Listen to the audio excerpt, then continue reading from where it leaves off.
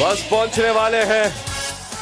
ये इस कौम का जज्बा है, ये इस कौम की लगन है, इस कौम के जज्बात, इस कौम के जो जज्बात हैं, इसी की एक उम्मीद है।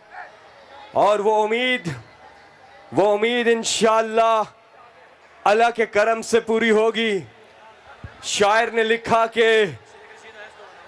ने लिखा कि उम्मीद अभी कुछ बाकी है, एक बस्ती बसने वाली है, जिस बस्ती में कोई जुल्म ना हो और जीना भी कोई जुर्म ना हो, वहाँ फूल खुशी के खिलते हों और मौसम सारे मिलते हों, बस रंगो नूर बरसते हों और सारे हंसते बसते हों। उम्मीद है ऐसी बस्ती की जहां झूठ का कारोबार ना हो, दहशत का बाजार ना हो, जीना भी दुश्वार ना हो, मरना भी आजार ना हो।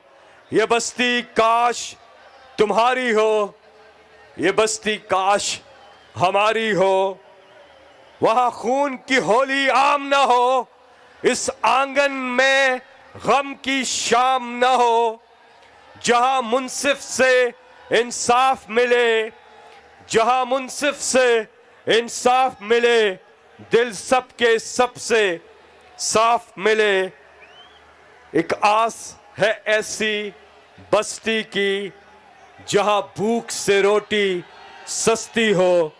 उम्मीद अभी कुछ बाकी है, एक बस्ती बसने